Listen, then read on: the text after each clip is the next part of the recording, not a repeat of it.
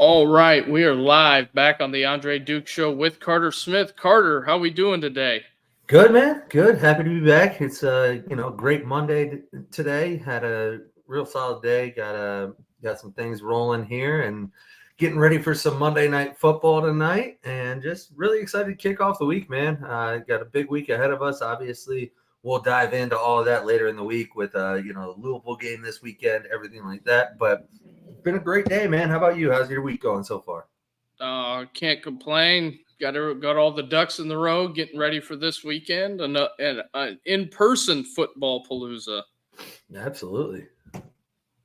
So Real pumped about that, man.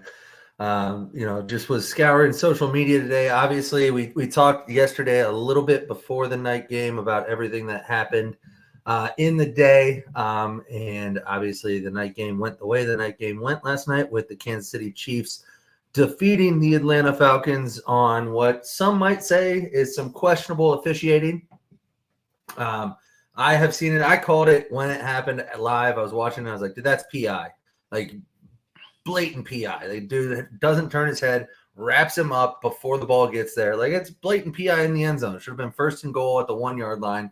Not saying they scored because the Falcons tried to run it up the middle 75 times and got negative 1 yard or whatever. Like, they can't run between the guards anyways, but at least they should have had a chance. And per usual with the NFL and with everything that goes on, Pat Mahomes and the Kansas City Chiefs were the beneficiaries of some questionable calls.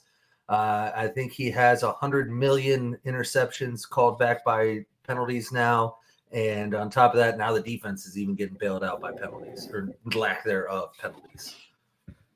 right, it was just a hard-fought game both ways. Atlanta just didn't make enough plays at the end of the game to win the game. So I agree, but I still hate. Like, I don't know if Atlanta wins the game if they call the pass interference right there.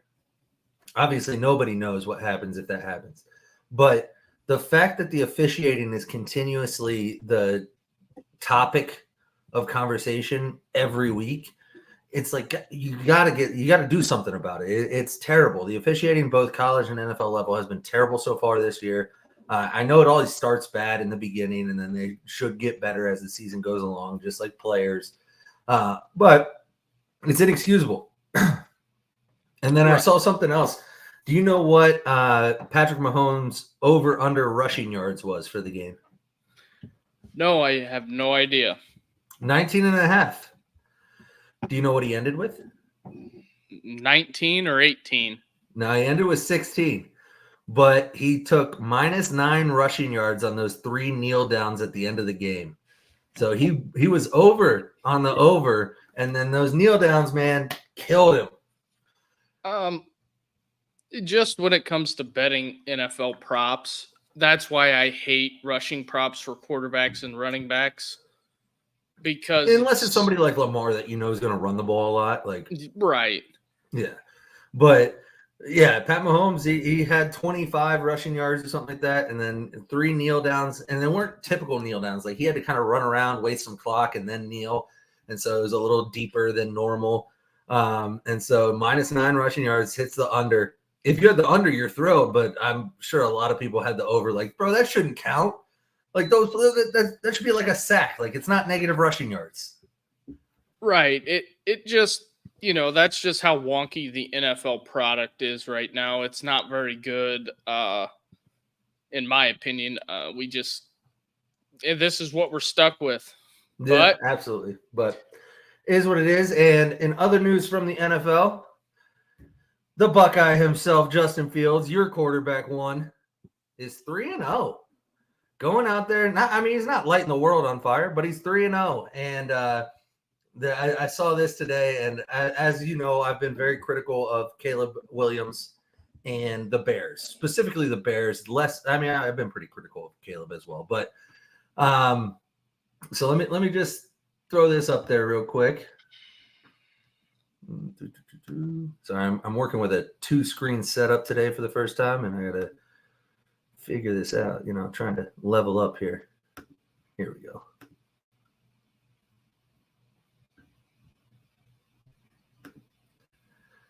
And I don't know if you what the hell? Hold on. Justin Fields starting 3-0. Caleb Williams 1-2 on a struggling Bears team. And here's Justin Fields' response. I don't. Like, he's sitting there like, hey, I thought I was the problem. What happened? So what is the problem in Chicago? I mean, Justin Fields is 3-0 with a good Pittsburgh team. I mean, they're not great on offense, but they do what they need to do. They have an outstanding defense. Now, is Caleb Williams the problem? No, I don't think so. I think they would be exactly where they are right now with Justin Fields, maybe even a little better because they could have drafted somebody like Joe Alt to help that offensive line, and they'd have a much better offensive line than they do with a quarterback who, like I said, he's not lighting the world on fire, but he looks good. He looks serviceable. He does what's asked of him, and each week he's gotten better. And so you're finally seeing Justin Fields become comfortable in a system, and you finally see a team and an organization that's competent, building a system around what he does well. And look at him. He's 3-0. Like, he's not – I don't care if Russell Wilson is 110% next week. He's not starting.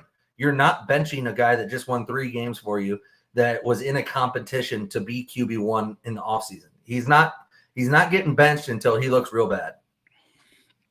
I don't think that the Steelers ever make the move with Russ. I think the only way they do is if it looks really bad for like at least a couple games. Yeah, but if they keep winning, I don't think Tomlin's going to upset the apple cart and even think about it. He's 3-0. Oh, absolutely not. No. On a team, a lot of the media picked last. We didn't do any NFL predictions this year, but I would have picked them last in the AFC North. I would have. I thought, given their quarterback play the past couple of years, and they still find a way not to finish last somehow. Tomlin's a wizard. And every Pittsburgh fan out there, if you want Tomlin fired, you're an idiot. You're dumb. You're literally low IQ. He would have 10 or 15 offers from any NFL team, but I think I would want the 2-time coach of the year Kevin Stefanski fired immediately if we could get Tomlin. And for following Pittsburgh for as long as I have, the thing with Tomlin's teams typically is you'll have a catastrophic injury, and I know you're gonna scoff at this, but replacing a guy of Ben Roethlisberger's magnitude. I'm with you. I can't hate on Big Ben that much, other than the fact that he doesn't know what the word no means. But neither does my quarterback. So exactly. Neither does mine. So I can't hate on it anymore. But trying to replace Ben and Ben Roethlisberger, the last year he played, he was a shell of himself, and he still took him to the playoffs. Is it interesting the way it all ended? Yeah. There's no Ben walking through that door, but you have a guy like you have a guy like Justin Fields that I think is just now starting to unlock the potential. Like, if you go back and watch when he played Clemson and completely diced them up, he can throw the football. It's just he's got to get out of some of the bad habits, because I don't think he was coached in Chicago, went through a ton of OCs. Look at Sam Darnold in Minnesota. Look at Andy Dalton. Guys that can quarterback. So the thing with Justin is, I think he got to the NFL. He wasn't CJ Stroud NFL ready. Like, he needed the right situation, and he got put into the absolute worst situation possible for him.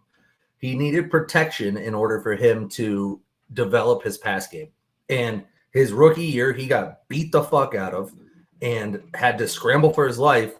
And that I've talked to quarterbacks that played in the NFL that were high draft picks, one in particular that went to my high school.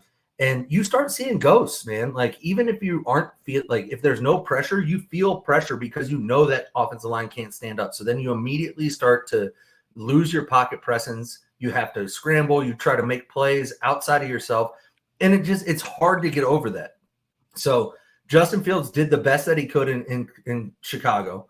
And the thing is, when you look at the games Chicago won with Justin Fields, they won because of Justin Fields. He was the reason they won. They didn't win because of the defense. They didn't win because the run game was so exceptional. Now in Pittsburgh, they're winning because they have a great defense. They can run the ball efficiently most of the time. I mean, they still struggle a little bit. Najee Harris still isn't what I think he should be, and I think that's a lot on the offensive line. But he's not winning. Like, he's not having to be Superman to win these games. In Chicago, he had to be Superman. He had to go run for 100 yards, pass for 150, and not turn the ball over to even have a chance at winning the game in Chicago.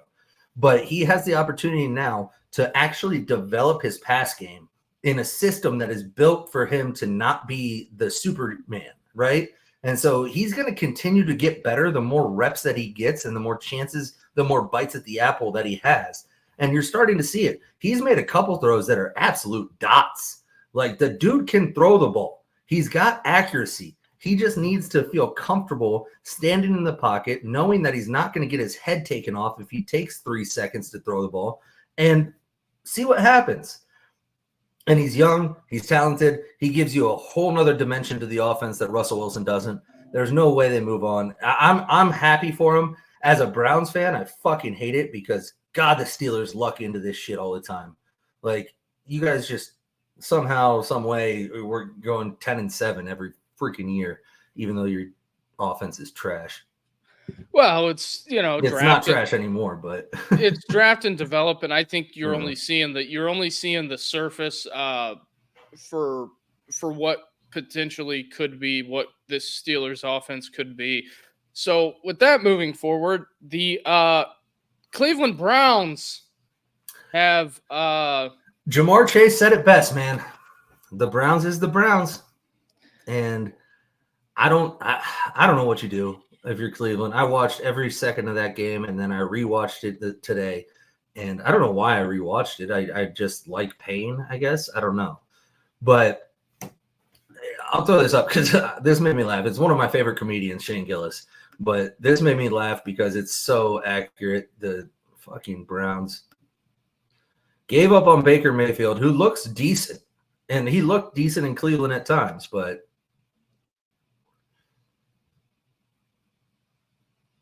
giving up on it, signing $236 million, Deshaun Diddy Watson. Oh, fuck. Oh, that's way worse. It's way worse. Like, I don't know how you come back from that. Like, I don't know how and I heard somebody, and let me preface this by saying Sunday's game against the Giants, Deshaun Watson was not the reason you lost that game. He wasn't. He looked okay. Like, he made some good throws. Amari Cooper made some incredible catches. Jerry Jeudy looked decent. The run game was good when you utilized it, but you didn't utilize it enough.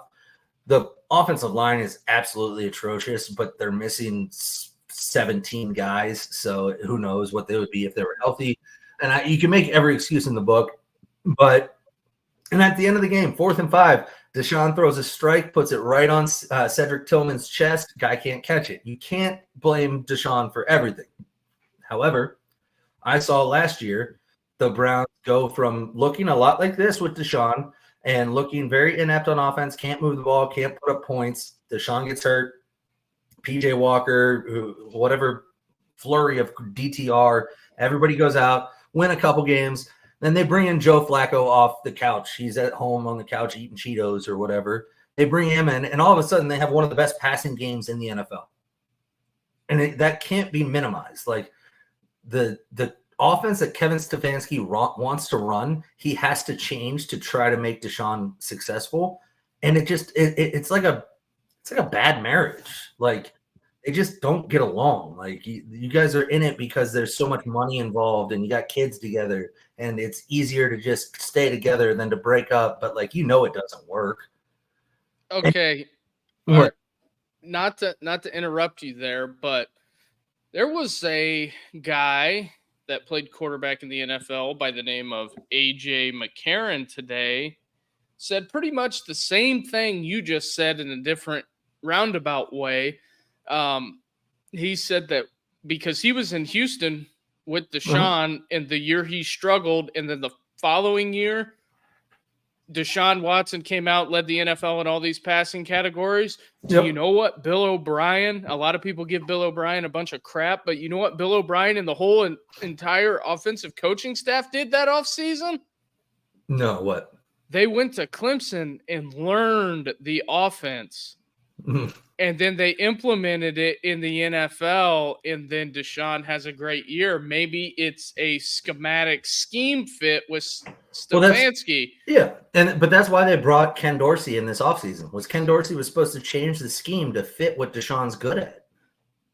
That's why they're running so much, 12 personnel and not as much 3 tight end sets and not as much under center. They're trying to do that, but they still just can't give it like Kevin Stefanski. I don't know if it's an ego thing, if it's that he thinks he knows ball so well. He can't completely give up on what made his name in coaching, and that's the power under center, play action fake, the kind of offense that he runs that is very successful when run properly with the proper pieces. But Deshaun Watson has never done that. Like in college, he was a shotgun quarterback running the spread. In the NFL, shotgun quarterback running the spread. You try to fit a round peg into a square hole or square peg into a round hole, whatever the fuck the thing is. And it just doesn't work. And so they brought Ken Dorsey in, I was told, to change that. And it's still a lot of the same. And then the play calling just didn't look good Sunday. Kevin Stefanski has called some incredible games. I think he's a really excellent play caller. But for whatever reason, Sunday, whatever New York was doing, he wasn't adjusting to it. And like 4th and 1, 3rd and 1, you bring J-Boo out. You bring Winston in to try to do the tush push, which I get. They've done it all year. You don't want Deshaun Watson to get hurt, so you bring in the backup quarterback to do the QB sneak. Everybody knows it's a QB sneak. Like, this guy has played 5 plays all year or 6 plays all year, and every single play has been a QB sneak. We know what's coming.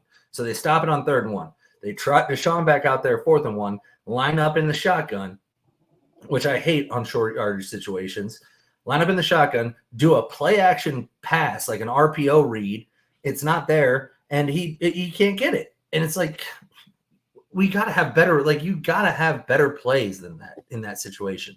And ultimately, I think Stefanski's a good coach. I think he's been dictated that Deshaun's the guy. We went out and got him. You need to figure out how to make it work. Also, the Browns are really missing a feature back. I think things would be a lot better if Nick Chubb was ready to go, and that's not his fault, obviously. But I agree, but let's not forget they didn't have Nick Chubb for 16 games last year. And I just think the Deshaun hate is square peg round hole. And, this was something that A.J. McCarron talked about on Siski and McCready. He said that, Deshaun's not out there with Bill O'Brien's offense. He's not out there moving Mike points. He's not out there getting you in and out of runs. He's out there reading the defense and taking what they give him. Mm-hmm. He's not a veteran Tom Brady-esque quarterback. And I think that's something that, if Stefanski is going to die on this hill, it's ultimately going to cost him his job, in my opinion. Just for the simple fact of you have to adapt to your personnel. And I get it, there are some cosmetic things that they can change as far as that stuff, but and everyone out there listening, don't let Carter fool you. He loves the wing tee, wishbone, Maryland eye. If it was up to him, we would just run a 38 toss power trap right, left. It'd be just like 6 plays. So, yeah, absolutely. I don't like quarterback play at all. I'm not a quarterback guy. Never have been. Never will be. Quarterbacks are useless. They are for getting the ball to the running back. That's it. No, obviously not. I'm a spread guy. I love the spread offense. I grew up in the spread offense. Playing high school football, we ran Urban Meyer's offense. And the thing is, Deshaun shows flashes of being a really good player. He still does. Like, he made some throws Sunday that are like, damn, do that more often and you're a good quarterback. And then he makes plays where you're like, never do that again and you might be an okay quarterback. And it's just the consistency isn't there. You can make all the excuses you want, but this is year 3. This is year 3 of this $230 million experiment, and it's not working. And I'm not going to be the guy, like I heard one Columbus radio host saying that no matter what, the end of the year, you got to cut Watson, eat the money, it's over, da-da-da. I'm not there. All right? It's been 3 games this year. He's still got 14 more. That I've seen enough in 3 games to tell me that if they can put together a competent game plan, if they can get healthy enough on the offensive line to give him half a second, he might be able to be not Deshaun Watson from Houston 2020 or whatever when he led the league in passing, but he could be a middle of the road quarterback, which was with this roster, this defense, which also didn't look great in the first half. But with this defense, with this roster, all you need, Joe Flacco proved it. All you need is a middle of the road guy. And so just be that and consistently be that. And the coaches put him in position to consistently be that, and they can make the playoffs. They could go on a little run. I mean, they have enough talent. It's just somebody's not on the same page, and it bugs the shit out of me. Well, what about this? There's a guy at Boston College that's having a pretty good year. If he has a good year at BC, do the Browns give him a call? It's the only Bill O'Brien? It's the only person that Watson's had success with. Why not give it a shot? He drafted him and he knows him. I know. I hear that. And I honestly, I wouldn't hate the hire, whatever. Here's the thing. Barring going like 3-14, Stefanski's job is safe. He's taken the Browns to the playoffs more times in his career than they've been in their organizational history since coming back. And he just won Coach of the Year last year, won it 2 years before that. Like, they're not getting rid of Stefanski. He's proven that he can be a good coach in the right situation. And they're almost, they're 3 years into a 5-year deal. They're almost done with Deshaun. So if they want to move one of those pieces, I promise you it's Deshaun.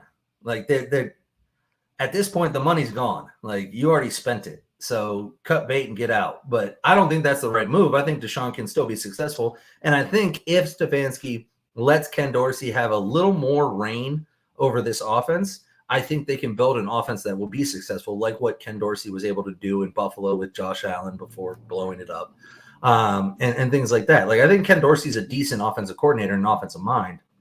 It's just they brought him in to change the scheme to fit Deshaun, and then Kevin's like, yeah, but also we're doing my stuff too. And it's like, that doesn't work. Like, you guys have to pick an identity. Right now, they don't know what they are.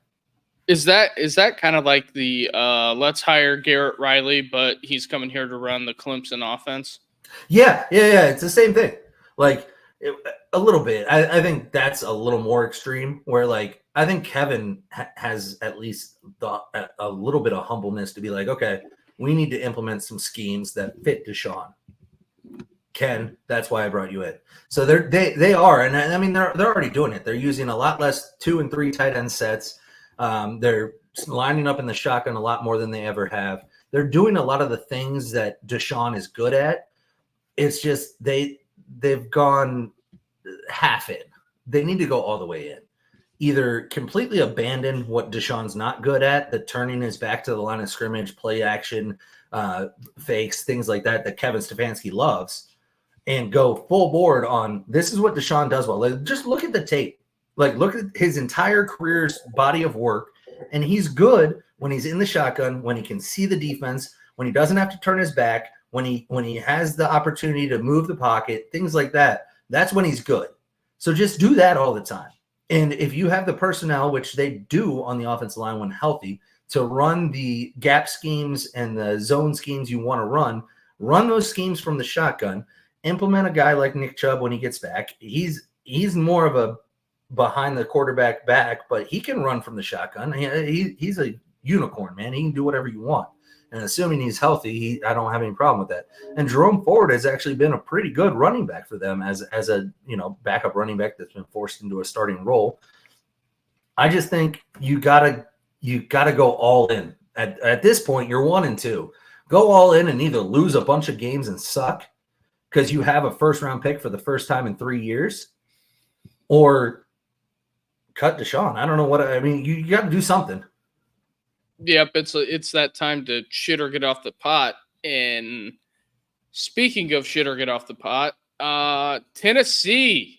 Yeah, I got this on social media. This was just what was it? Sunday night. So after the big win that we'll talk about, Morgan Wallen.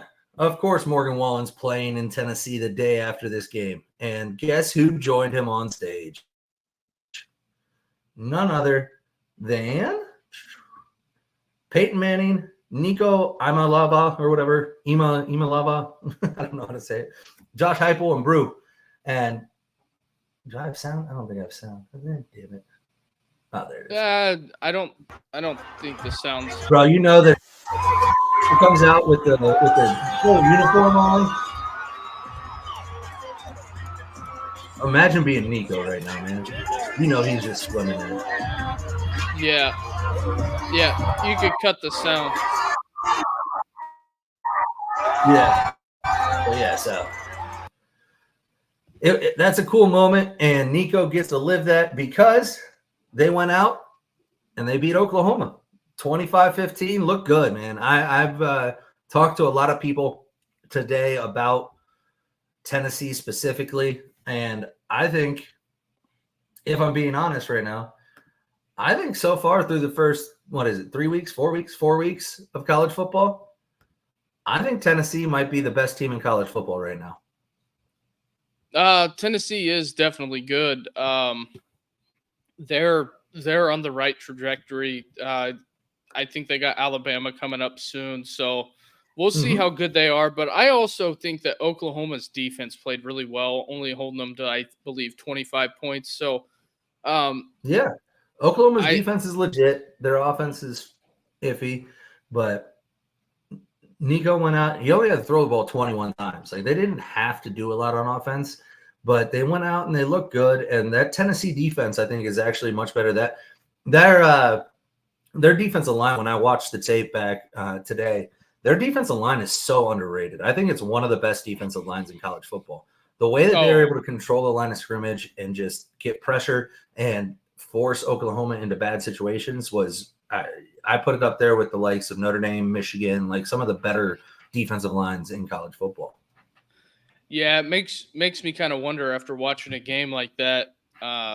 Arnold was their guy, and they end up pulling him in that game. And, you let Dylan Gabriel walk out of the door, and, that's kind of how the cookie crumbles sometime. And, moving on to another SEC game, Missouri has a close call with Vandy. And this is something that I think people are not putting a lot of weight into. A very underrated guy that has pulled up at Vandy, Jerry Kill. I don't know if he's not a coordinator, but I think he's taking advantage of that NCAA rule to where guys can coach that aren't one of the 10 countables. Yeah. I think Vandy has taken a huge step. They took Missouri at home to double OT. Yeah. I mean, that was surprising to me and I know Vandy, I think, is a little bit better this year than normal because normally Vandy's like 2-10, like just the bottom feeders of the SEC. And I think they're a little better than that this year. But I mean, when you look at it, the stats, I mean, Missouri had really a lot of success running the ball. They passed the ball okay. They just couldn't get in the end zone enough, and they couldn't stop Vandy very well. Like that Missouri defense is suspect. Giving up, roughly 400 yards to a Vanderbilt offense that I don't think is that explosive. Their quarterback, Pavia, only threw the ball 23 times, but was very efficient with it. And then they ran the ball for 150 yards. Like it was a very balanced attack for Vandy. Turnovers, they both turned the ball over twice, I believe. So it was nothing like there wasn't a whole lot of reason for Missouri to struggle as much as they did with Vandy. But this is 2 weeks in a row that Missouri struggled with lesser opponents. I think last week I know they struggled with Bowling Green. I think they went to overtime with Bowling Green last week. Or no, not Bowling Green, Boston College. Oh, is that what it was? Okay. Either way. BC was within one score. I think they beat them 21-27. Yeah, that's right. Yeah, you're right. It was BC. But either way, I mean, they haven't really shown. I mean, they're the number what they were the number 6 team in the country. I don't know what they are now, like 11 or something like that. But yeah, I haven't looked at the top 25. Me personally, the top 25 is overrated until the CFP rankings come out. That's what I'm waiting on. But yeah, I was surprised to see that because I followed SEC football for a long time since, I mean, forever really, but very closely since Urban was at Florida.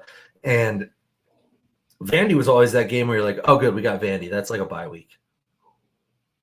And I know they're not that right now, but Missouri still, if you're a top 10 team in the country facing Vandy, going to double overtime is a bad look.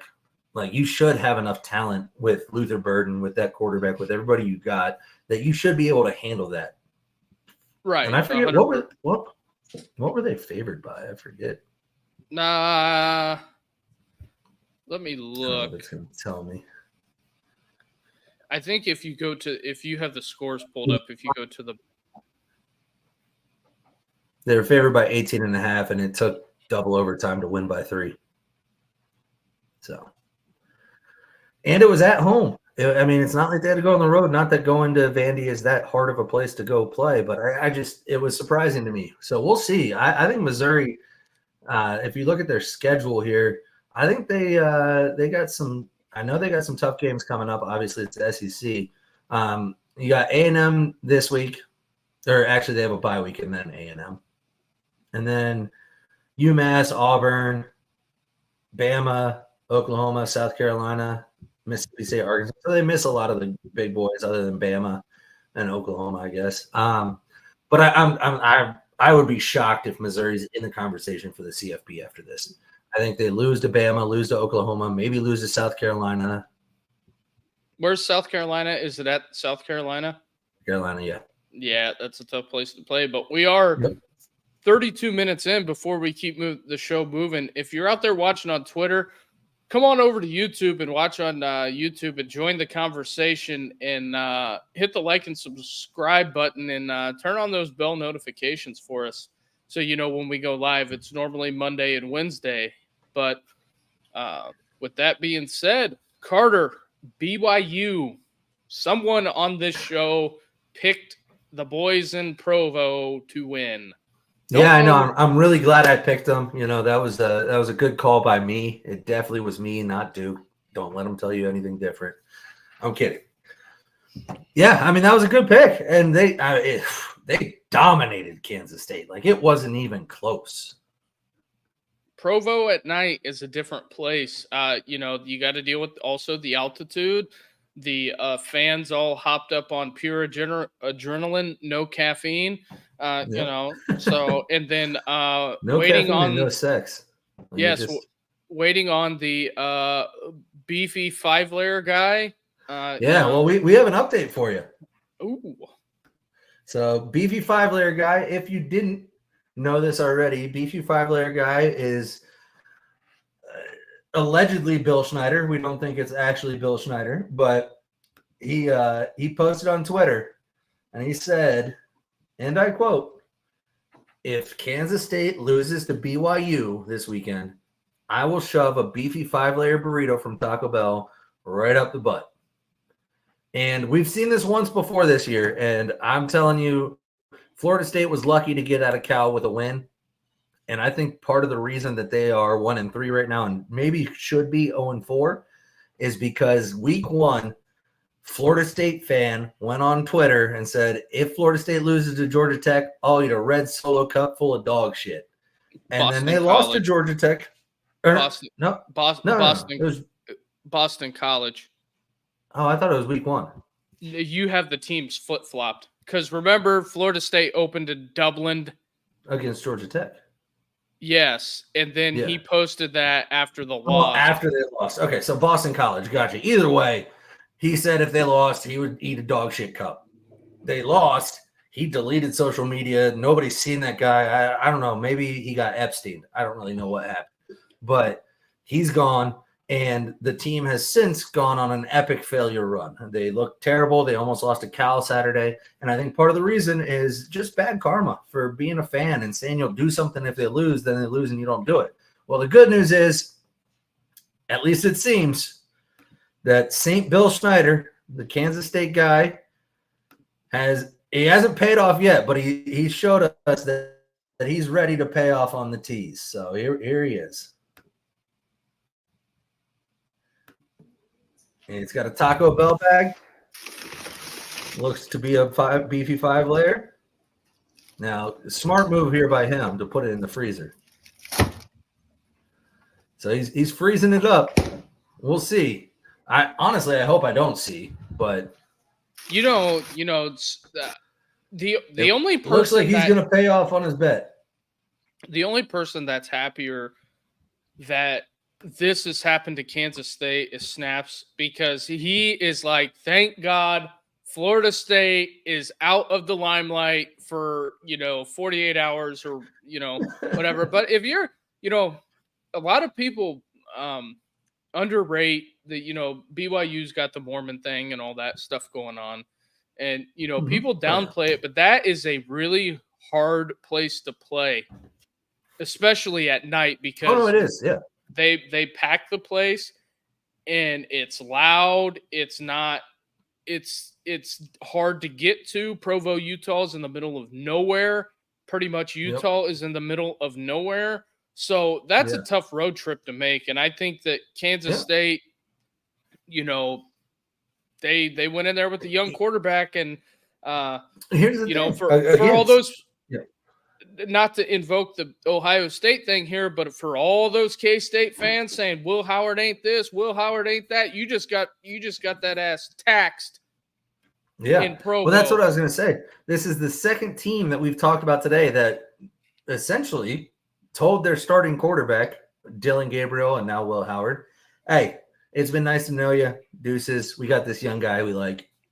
And both of them lost their game Saturday. Avery Johnson looked absolutely awful. I mean, he went 15-28 for 130 yards. That's awful. Through 2 picks, QBR of 45. Now, the one thing that he's supposed to be really good at is running the ball, and he did that effectively. 11 carries for 74 yards. But at the end of the day, BYU is a really tough place to play. It's always going to be. All those Mormons, especially in a night game, they're going to be so wired because they're up so far past their bedtime that, they don't know what to do with themselves. So they just scream and yell and get crazy. And then Kansas State overall, I mean, their offense was very run heavy, which is expected. But the BYU defense, I mean, holding them to 9 points, only giving up 320 yards or whatever it was. And the offense didn't have to do anything. I mean, you look at the offensive numbers, they had a total of 251 yards offense, and they still put up 38 points. Now, the offense only put up 21 of that, but yeah, they had a lot of, like I always say, special teams is a area no one pays attention to until it comes back and bites you in the ass. Yeah, and it bit Kansas State hard because they gave up a punt return for a touchdown, and then they had two defensive touchdowns. Defensive touchdowns. Yeah, they gave a punt return for a touchdown, a defensive touchdown, and then a field goal. So, yeah, that would be 38, right? Because 3 offensive touchdowns. 5. Yeah. So, defensive touchdown, a punt return for a touchdown. He had 1 punt return for 90 yards. A 90-yard punt return. That's just insane. And that's how you lose. And that's how you lose even if you're efficient on offense and scoring. But they weren't. They couldn't score at all. And they still gave that. It was a bad recipe for Kansas State. And Kansas State, I'm sorry, but I thought you might not be fraudulent after you went out and handled business against Arizona, but getting taken behind the woodshed, and the woodshed was even embarrassed for what BYU did to you. Yeah, and especially you have that cougar doing the dances and stuff like that. You would think there would be some extra incentive to go in there and win.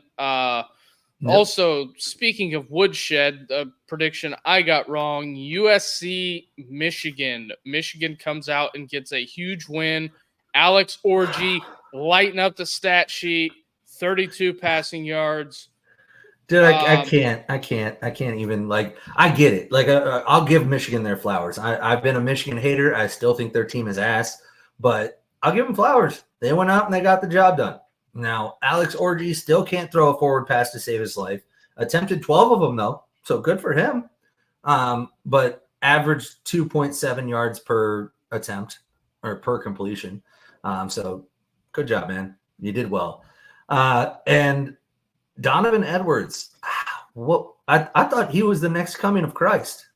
Like, what happened? Why is Khalil Mullins the best running back on the team?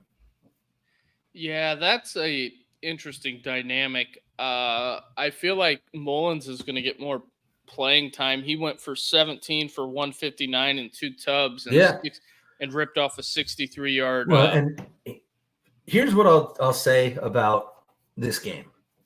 I am impressed Michigan won the game. That I'll give Michigan their due. Good job. You won the game. What I'm not impressed with is I thought USC might be different this year, like just based off what I had seen so far. And now the more that I see from LSU, the more that I see from USC, I'm starting to think maybe I overvalued LSU a little bit, and that led me to overvaluing USC because USC's defense is still soft as Charmin. Like, they are soft as fuck. They got absolutely bullied by Michigan, and that Michigan team couldn't even move the line against Texas. So USC is not even in the same stratosphere as Texas right now, let alone Michigan. And that tackling at the end of the game, I think they had like 40 to 50% of their rushing yards on that final drive where he busted for like 85 yards total. And it's like, you guys are so soft. Like, at the end of the game, make a tackle. And they can't because they're USC's defense. And USC's defense is always soft as shit because Lincoln Riley is soft as shit. And at the end of the day, that's just what they are. I think they'll keep him around as long as he wins 9 games. Jeopardy of losing his job. I really thought after the LSU game that maybe this defense was different for USC, that maybe they had finally nutted up and got some toughness to them and could play in the Big Ten. And then to go get bullied by a team that can't even throw the ball, they can't throw the ball. They're not even going to try to throw the ball. And you still can't even make a tackle at the end of the game. It was embarrassing. Every defensive player on that team should be embarrassed for their performance. It was awful. And moving on, we got Utah, Oklahoma State, a Big 12 matchup. And Utah is one of those programs that ever since Kyle Whittingham took it over from Urban Meyer, they win 10 games almost every year. Almost. It's just I can't understand how they do it, how they get people to go to I can tell you, Al. They're very intelligent in what they do. They are very smart in how they recruit. They recruit kids that aren't looking to go to Oregon, that aren't looking to go to the big time program. They recruit and their evaluation and development is second to none. So they get these kids like an Isaac Wilson, who wasn't a super highly touted recruit, but he comes in, he's a true freshman playing because Cam Rising's dead again. And he goes out and he throws for 200 yards. I mean, he didn't light it on fire, but he threw, 17 to 29, not a great efficiency, but 207 yards, a touchdown. He did throw 2 picks. But then you got Micah Bernard that can go out there, carry the ball 25 times for 182 and average over 7 yards a carry. Like, that's how you win games, is you have a bunch of guys that can work together. You have an offensive line that is a bunch of 3-star guys that get developed and cohesively run a unit, and you can move the ball. And they have a defense that is really good. I mean, they held Oklahoma State. They held Ollie Gordon to 42 yards. That guy was the best running back in college football last year. He ran for over 1,700 yards. Held him to 3.8 a carry, 42 total yards, and they held the entire team under 50. Like, when you have a defense that can go hold a team under 50 rushing yards and they aren't an exceptional passing team, they only threw for 237. So they aren't going out there lighting the world on fire through the air. When you can do that, That's how you win these games. And that's how Utah wins 10, 11 games a year, is they have a really good defense that smothers the run, can be effective against the pass, and they have an offense that is filled with smart, intelligent players that know their assignments and execute. Well, two things are for certain. They held Ollie Gordon under that yard mark, and also Ollie can't drive 55 pursuant to the offseason. And also, here's what I'm thinking, because Ollie Gordon has looked really bad. And I'm thinking he got confused when they're like, dude, you can't go over 55. All right, you just can't do it. And he's like, okay, I got you, coach. Not going to do it. And so he gets to like 40 yards and he's like, nope, I can't go over 55. Not allowed. And also, I want to address this comment here. I do not look like Goldberg from the Mighty Ducks. Okay. No. But like, are you like, how's it going? Have you guys started shooting? Like, how's the script? Nah, I'm not. I am way more talented than Goldberg. I'm more of like a leading role if I'm going to star. I'm sure he had some leading roles after that, right? Like, I mean, he probably did some shitty movies or something. No. No? Okay. No. All right. With that being said, before we move on to the Notre Dame segment, if you're watching on Twitter or YouTube, hit the like and subscribe button and turn on the bell notifications. With that being said, enter the Notre Dame segment. Yeah, absolutely. So Notre Dame went out and they got a win. That's they beat a MAC school, which is something that we've all been waiting to see. I mean, they've done it before, but they couldn't do it against Northern Illinois. Ultimately, when I watched this game, and I've watched it twice, I'm waiting for the All-22 to watch it a third time. But based off what I saw, it was very unimpressive.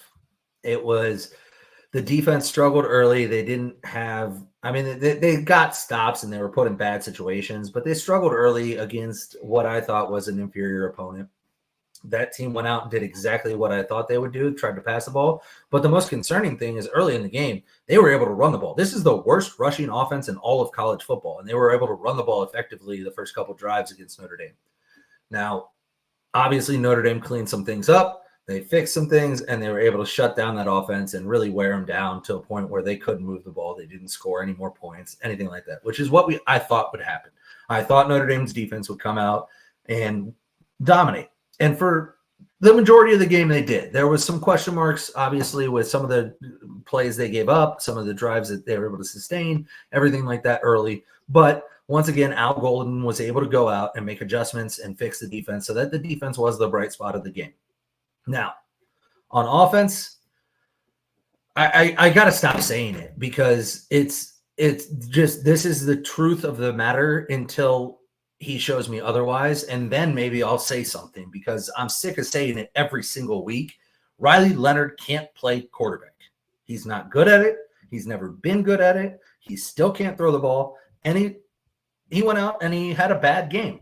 I mean, he was 16 to 25, 150 yards and a touchdown. Thank God he finally threw a touchdown. I didn't know he was able to do that. But I don't know how you continue to roll with this kid. Like, I get it. He had 12 carries for 143 yards on the ground. Good. Put him at running back.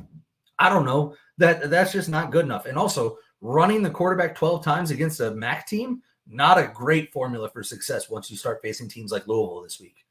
It's just not. He's an exceptional athlete, really good at running the football, but he can't throw the ball. He can't throw deep passes. He can't be accurate. He can't make reads. He can't do anything that you need a quarterback to do. And it's getting absolutely exhausting to have to say the same thing week after week, waiting for him to show any signs of improvement at all in the pass game. And he doesn't. And not to put it all on him, the wide receivers are not giving him the help that he needs. They're not getting as open as they need. They're not getting the separation that they need to get. So there is more to it than just Riley Leonard not being good. However, I've seen plenty of quarterbacks with worse wide receiver groups than this throw the ball for 200-300 yards a game because they're accurate quarterbacks that can make the reads, that can throw their guys open. I get so sick and tired of hearing everybody tell me, oh, well, the guy wasn't open. The guy didn't get any separation. Bitch, throw him open. That's your job. you know where he's going before he does. Throw it to make him open. The good quarterbacks do it. You're going to see it from all the top quarterbacks in college football. Quinn Ewers, hell, even Arch Manning probably does it at this point. You got Carson Beck. Will Howard throws guys open, and he's not even a good passing quarterback. Like, Will Howard is what Riley Leonard should be. Yeah, and it's just I don't necessarily put a ton of this on the receivers. I think this is just a bad personnel fit, and I think it's a bad schematic fit. And you can run the quarterback 12 times against MAC teams. I've been saying it all year that running the quarterback is not sustainable. He's not big enough to take those hits when you get into the meat and bones of this schedule. I mean, he's a pretty big dude, but he has injury concerns and an injury history. So, yeah, I definitely wouldn't want him to keep taking hits. And it's okay. It's great. You can run around the MAC defenders, but when you play Louisville, you're probably not the best athlete on the field. No, I mean, he still might be one of the top athletes, but regardless of all that, it's just a fact of, like, he's not built to do that. That's not what he's supposed to do. Like, in a competent offense, with competent quarterback play, you would never design runs for him to run as much as he is. You just wouldn't. Like, even when Florida had Tim Tebow, who was built to run the football, they still didn't run him as much as they're running Riley Leonard right now, because he had a good offensive line, excellent weapons, and he could throw the ball efficiently. He wasn't a great thrower. Clearly, that's why he wasn't an NFL quarterback. But he was pretty accurate when he threw the ball. And it's just, this isn't Christian or Catholic Tim Tebow. Like, this is Catholic, I don't know, fucking Sam Hartman. I don't know. Like, he's just not, he's a more athletic Sam Hartman, I guess. I don't really know what the comparison is. All I know is that everything I've seen so far through this that I was told was not going to be what I see, because he's made such improvements in the offseason, is everything I knew about him coming into the season. Great athlete, electric with the ball in his hands, can't throw the ball. Well, he won He won the Manning Passing Academy. We got tagged in that about 1 million times. Congrats. You know what? I now question if the Mannings know how the fuck to evaluate a quarterback. Well, I think it's just they slap their name on there, go out there, shake some hands. Yeah. Well, and also the Manning Passing Academy, let's be real about what it is. It's a glorified 7-on-7. He's not actually facing the defense. He doesn't have to make reads. It's not real football. Like, cool, go play 7-on-7 flag football in the Olympics, like that fucking dumbass that thinks he's better than Patrick Mahomes. Yeah, that I don't think that guy realizes that, like, when you have somebody like Chris Jones coming after you that's going to rip your face off and wear it for Halloween, like, it's a different element. And it's I don't think different game, bud. Yeah, it's a totally different game. But on top of that, which is what I said pregame, and I put him on the graphic specifically because I needed to see something out of him, was Bo Collins. I'm about out on Bo Collins, man. I've been pushing for him. I've been supportive of him, and he led the team in receivings, had 4 catches for 60 yards. Not a bad day. The problem is he is so inconsistent, and he still does not show me that he could be an effective wide receiver 1. He just is too inconsistent. He doesn't get separation, and he made a couple good plays. I'll give him his flowers where they're due. He had a great touchdown catch. He had some good catches, but 4 catches for 60 yards against that defense. Part of it is your quarterback can't get you the ball. I get that. And he's been dealing with that his whole goddamn career. But on top of that, you've got to make it blatantly obvious that you need the ball. So you need to create as much separation as possible, because this guy's not throwing it to you if you don't have separation. He's going to tuck it and run every time. And he can't throw you open. So the receivers as a whole, I mean, only 158 yards receiving. 60 of that was Bo Collins. It's the same shit we talked about all offseason with Notre Dame. Can Riley Leonard stay healthy? Can he throw the ball? So far, he stayed healthy for the most part. He had that one little injury, but it seems to be okay. Can't throw the ball. Is the offensive line going to step up with all those young guys? Well, now they're all hurt, so the offensive line is a mess. And are the receivers good enough? The answer is no, they're not. They're not good enough. They don't get separation against Miami of Ohio. They're not good enough. So it's going to be a challenge as we get into this ACC part of the schedule with Louisville, Georgia Tech, Florida State, and then USC, like all those teams, even Florida State, they're 1-3. They're one of the worst football teams I've ever seen. I'm not even ready to say Notre Dame can beat them. Luckily, defensively, I know Notre Dame will shut them down because their offense is awful. But that game might be a 6-3 game.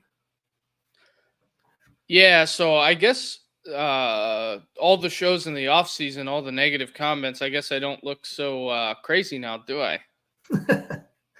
I mean, whatever. Make your comments. I'm all for it. I support Notre Dame. I want them to be great. Like, I want Notre Dame to be great. I'm not going to say make Notre Dame great again. But but the thing is like when you look at their talent on paper, it looks good. I get it. Bo Collins was a 5-star kid, one of the best receivers in the country. Chris was lighting it up at FIU. Like, I get all of this. All this stuff on paper looks great. Then you go watch spring practice. Then you go see it on tape. And you go, why don't they look as good as some of the other elite players in the country? Like, why doesn't Bo Collins look as good as Emeka Egbuka? Like, he was ranked above him. Why doesn't he look as good? Why doesn't Riley Leonard look as good as Will Howard? They're essentially the same person, except Will Howard apparently is competent in the throw game. And it just, I don't know. Maybe it's all the offensive line. Maybe Riley Leonard would be great behind a good offensive line. I don't know. But this offensive line's struggling. It's banged up. And Anthony Knapp is a true freshman playing tackle, and he looks like it. I don't know the answers, but I know that this isn't it.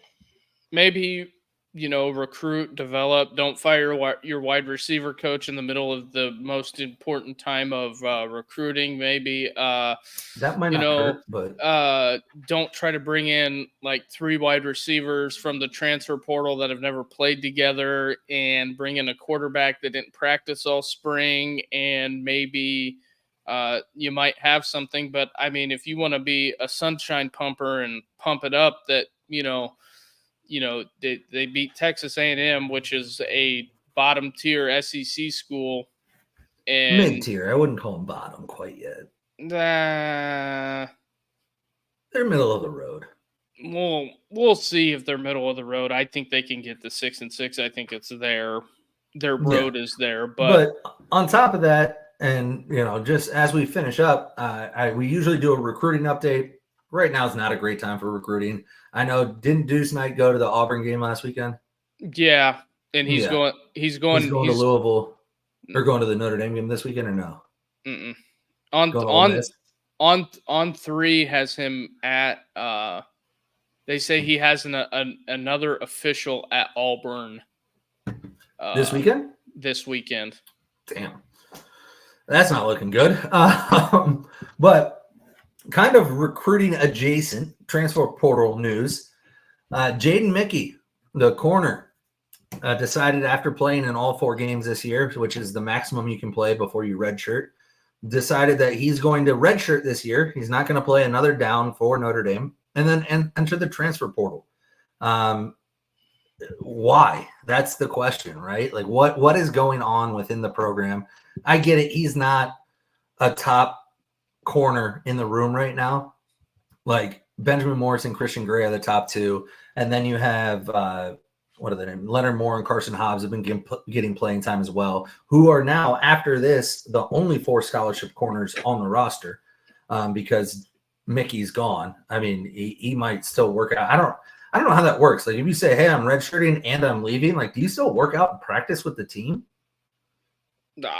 I don't know. Marcus, can the team be like, hey, fuck you, get out of here?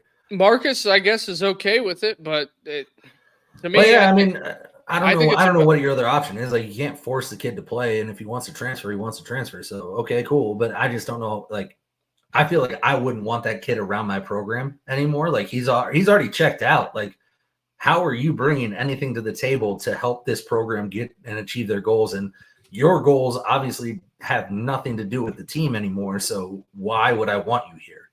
But I don't know how that works. It's all new with this transfer portal stuff. But I mean, he played 23 snaps on Saturday. Like, he was playing. So, like, what is going on within the program that makes this kid want to leave when he has another year of eligibility next year, potentially is going to be one of the starting 2 corners next year at Notre Dame, a a program that continuously puts NFL players, specifically at defense, out, and they're going to have 2 first-round corners in Benjamin Morrison and Christian Gray. I don't know why you leave unless you just don't like where the program is headed. Here's a fun fact. I've said this. I'll say it really close into the mic. Don't let the kids pick the coach. You would think if he was one of the one that picked the coach, he'd want to stay. Because wasn't he one of the kids that came out and said, yeah, when Notre Dame selected Marcus Freeman as the head coach, yeah, we're here. And if you go back and you look at that, whenever they announced it, you know how many kids are left on the team from when the whole team freaked out and did the rah thing? There's only 7 kids on the team left. They've all left. They've either graduated or left in the transfer portal. This is a huge problem. You have a first-time head coach over a major program, and you're just going to let dudes redshirt? Like, come on, man. Yeah, I don't know. Me? I don't know what you do, though. Like, I've never heard of this happening. I'd imagine it's probably happened elsewhere. I don't know for sure. But this is the first time I've heard of it happening, and it's alarming to me. Like, why would he want to redshirt? He's playing. Like, he's getting significant playing time. Like, 23 snaps, that's like 30% of your defensive snaps at least. And why don't you want to play? Like, what is going on? And here, the other thing, he graduates in the spring, so he's graduating early. Maybe, just my thoughts, maybe he came to Notre Dame because they sold him on the education, and he saw, hey, I'm getting my degree from Notre Dame, which is the main reason I came to Notre Dame. I could redshirt this year, still have 2 years of eligibility left, and I could go to one of those other schools I really liked, but I wanted a better education, and I can play for 2 years at that school and still have my Notre Dame degree. And also, I wouldn't be shocked because I peeked at some rosters, and I wouldn't be shocked and also if you're watching the other game, the Jaguars are getting absolutely bludgeoned like a baby seal by Club. I looked at some rosters, and I wouldn't be shocked if there's for Jordan Mickey, if there ain't a mean machine in red and black coming down the track to pick him up. Oh, really? You think he's a Georgia guy, huh? I wouldn't be shocked, or he's going home to USC. That's what I was saying. He's a California kid, so I wouldn't be shocked. Here's the thing: he didn't even get recruited. I mean, he got recruited by Oregon, Georgia, Nebraska. Ooh, Nebraska would be an interesting one. He didn't really get recruited by California schools other than Cal. That's weird. So why wouldn't USC be in on him? Huh. So interesting. No, I agree. I mean, he's going to have 2 years of eligibility left. He entered the transfer portal September 23rd, so he entered the transfer portal today. I didn't even know you could do that. Who knew? Technology. Does this portal ever close? Like, I thought there were specific windows when you could enter, but according to 24/7, he entered it today. There's no coach change. Nothing happened. Well, but I don't know. Guess we'll see where he goes. I'm betting that he realized that he was getting his degree, and he realized that he wanted to go somewhere else to play. And maybe after the NIU loss, he said, you know what? This team's not on the trajectory I want to be on. So I did my 4 games. I'm good. You all finish it out. I'm gonna go to Georgia. I'm gonna go to Nebraska. Maybe USC comes calling. I don't know. Go wherever. I got my degree I wanted, and now I'm gonna go play football at a program I want to play football at. And now it's just a bad look. Oh yeah, it's a terrible look. And also the alums are gonna be the Brady Quinns of the world are gonna be highly upset because we just can't give a Notre Dame degree to anybody. And I've heard a couple of former players say, you know, we had guys from the suburbs, and we just can't be giving Notre Dame degrees to anybody. Well, okay, let's get down to brass tacks. You either want to win football games or you want to tout a degree and be irrelevant. That is what this is coming down to, because when rubber meets road, let's just say Notre Dame played Ohio State this year. What do you think that would look like? I I mean, I think Ohio State has one of the best offenses I've ever seen, and Notre Dame has a really good defense. I think Ohio State has one of the best defenses in the country, and Notre Dame has a really bad offense. So you add that up and tell me what the score is. Exactly. It's name your score. You go Yeah. down to Georgia, you play. And see, that's the thing when people were talking about possible playoffs. Okay, let's say, you draw Ole Miss. What is that going to look like? Ole Miss is, they're a little shaky on defense, but Yeah, I mean, I think actually I think Ole Miss might be one of the better matchups they could draw. but I still think Ole Miss probably wins that game, but I think Notre Dame can compete with Ole Miss. I don't know. I don't know what Notre Dame is still. Like through 4 games in the season, I still don't know what. we're just 1 week they show me that they're a competitive team. The other week they show me they suck. The next week they show me they're a dominant team. The next week they show me they suck. Like I can't figure it out. And I think the top 12 teams in the country, which I know the playoff isn't just the top 12, it's the top 11 and then whatever group of 5 you want to throw in. I think out of the top 12, Notre Dame competes with maybe 4 of them. Yeah, 4, maybe 5. Because I think they could compete with most Big Ten schools other not named Ohio State. Like I think they can compete with USC. I think they can compete with Oregon. I think they can compete with Penn State.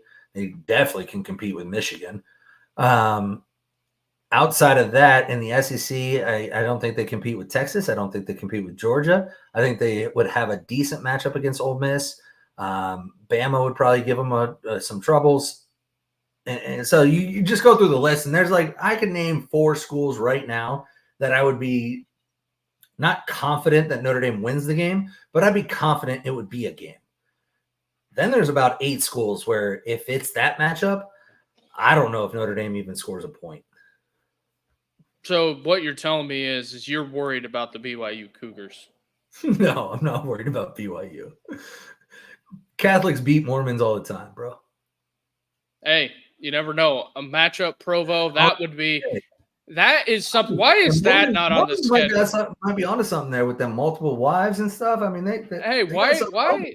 why don't we have BYU on the schedule? I'd like BYU on the schedule. Hey, next year we go down to Miami. That might be a trip I might be interested in. Absolutely. Go down and see our guy Shapiro. Yeah. The Catholics versus convicts reincarnated.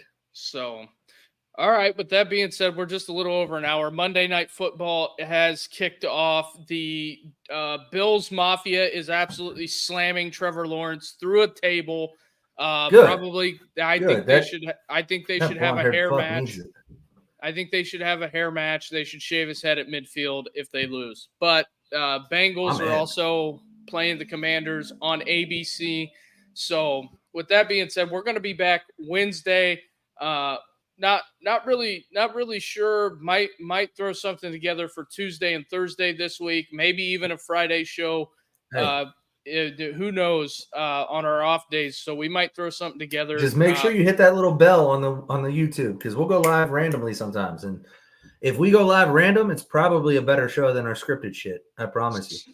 So we might go live randomly. Working on somebody that is very close to the program of do a little Georgia Alabama preview. Might get a special guest on for that. Just keep it tuned. With that being said, everybody have a good night and hit the like and subscribe button, please. We are trying to grow this show. Have a good night, everyone.